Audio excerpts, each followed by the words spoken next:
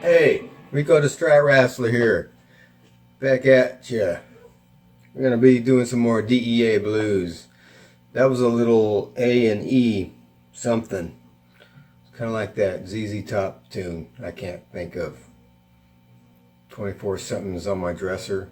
Yes, sir. Good tune. That's not exactly like it, but same kind of vibe. Got my Strat plugged in to my little homebrew amp with my homebrew pedal that's got basically the circuit of a tube screamer and treble boost in it. It's not totally homebrew, it was a kit. I forget, I either bought it at the DIY place or that other place that sells little kits. I've got a little experience building electronic stuff, so it wasn't too tough. Man, I like the sound of it when they're both on. So, back to some DEA Blues.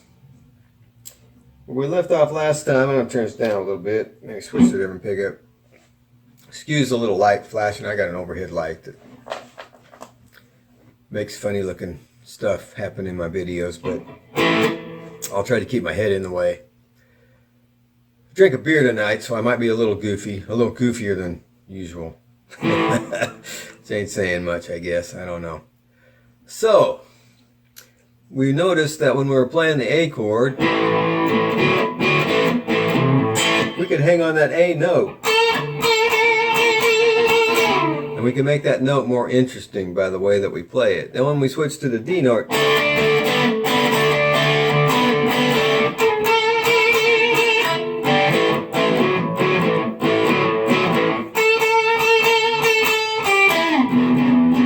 see, when we go down to the E, we go ahead and do something a little different there. We go down to an E note. Although you can kind of stay on the A. I don't know, I'd have to play around with that. It's just not as interesting if you just play an A the whole time. Because when you go to E, it's supposed to set up this like dissonance, this tension, so that it resolves back to the A. Resolving from the 5 to the 1. That's what a lot of music is. You create that tension. I mean, you go to A.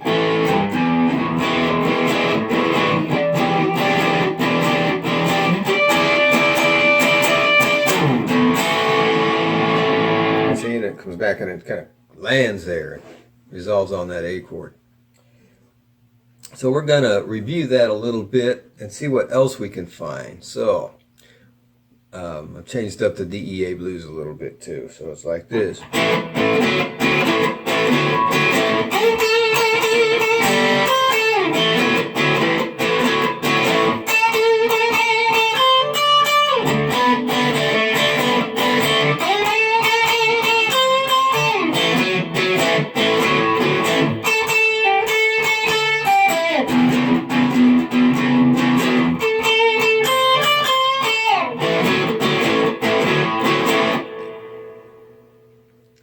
So I added some more notes in there. Well, what am I doing there? Notes out of that minor A minor pentatonic, but how you play them makes a lot of difference. Hanging on A, but when I go to the D, or even when I'm on the A, I'm going between the A here and the third. But you're bending it a little, because it's really a minor third. If I just go, as opposed to, come on. Squeeze that tone out of that guitar, make it talk to you a little bit. But this note right here, this C note, remember we got our D shape here, but it's really an A chord. A7.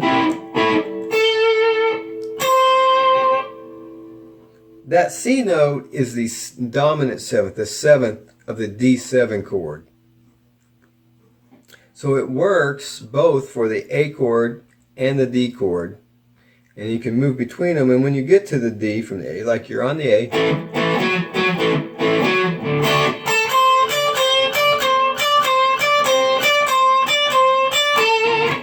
you know, going back and forth between that C and the D right there emphasizes that seventh, and you're kind of tweaking it a little with some vibrato and bending. And then when you land back on that A, it sounds good. And then when we go down to the E, well, that's pretty self-explanatory, right? We're going down from the A to the G, because that G is the seventh of our A chord, going down to the E, the root of our E chord. And you can play a lot of blues just by playing these notes. 1, 2, 3, 4, 5. 5 notes there.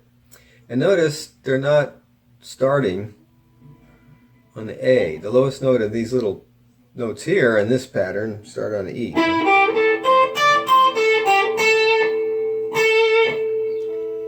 And you can play a lot of blues right there.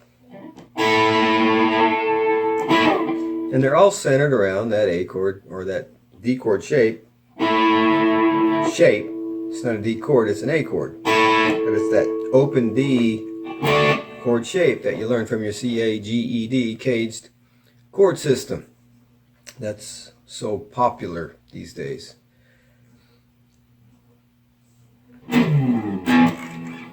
So I just wanted to show you that you can grab some more notes up here for those chords.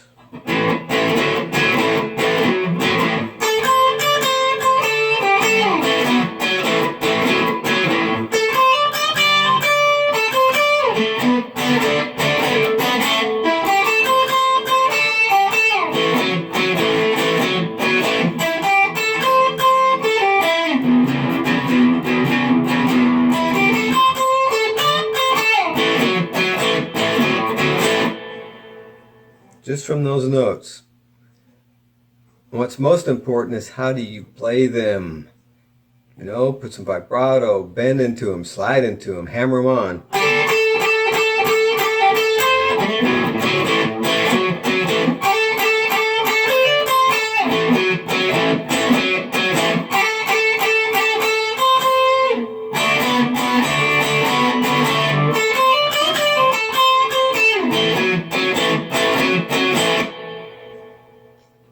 Just 5 little notes right there, that little pattern.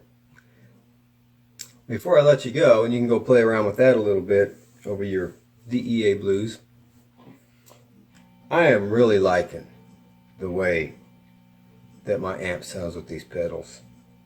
Like, you can get that House is a Rockin'. That's the tune I'm thinking of. Stevie Ray. You can just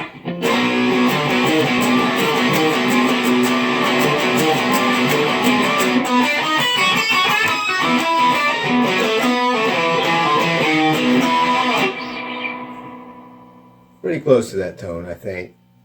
My bridge pickup, not my neck, my bridge pickup, which I usually can't get decent sounds out of bridge pickups, but this little Mexican Strat I bought, and I'm not even sure it's a real Fender all the way. It might have been a home built one that they stuck a Fender neck. I think the neck's legit, but I got it really cheap at a pawn shop, so I'm not complaining because I love the way this guitar sounds. I went down there and played it like once a week till the guy looked at me and said, "Hey, you know, this many dollars. You take it for this many dollars. I don't want to let you know how cheap I got this." And I said, "Heck yeah, here you go." And it needed some work. I had to put a new nut on it and tweak it up a little bit. There was a spring loose inside that was shorting out the pickup sometime, but I figured that out. It's not even set up all that great. I mean, I'm not a great guitar setup guy. It looks like I still need to mess with the string heights. It's not a good curve here. It feels funny sometimes when I lay my fingers on it. So there's some more DEA Blues for you. Now go take your guitar and play some music.